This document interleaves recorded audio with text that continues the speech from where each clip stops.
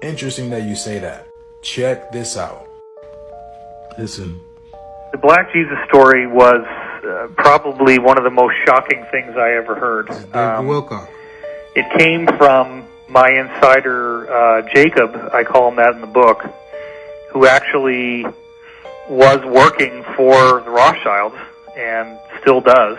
And Jacob Rothschild also is a whistleblower who doesn't really do what they want, but continues to work for them because he feels like there's some very serious extraterrestrial threats to Earth, and that what they're doing is very necessary to protect us. Answers is here. So the story goes that in the 1960s, there was a black man in Africa who came in with abilities complementary to those of Jesus.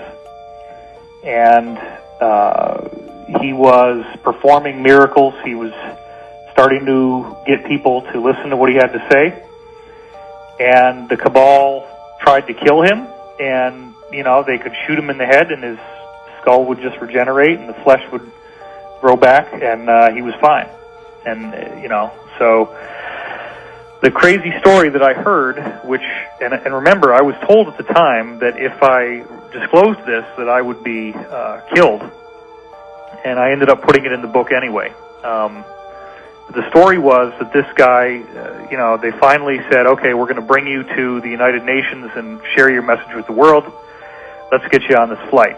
They bring him on this flight, and instead of bringing him to the United Nations, they shot him repeatedly, and then actually had some kind of meat grinder device, and basically like a bandsaw, I guess, and sawed up his body into a whole bunch of pieces, put him in these very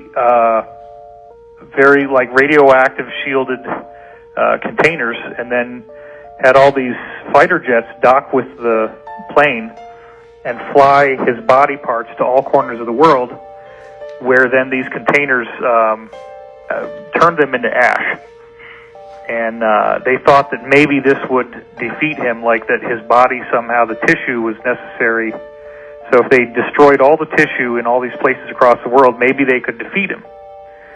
Well, he then regenerated in their offices and was fully fine, fully intact.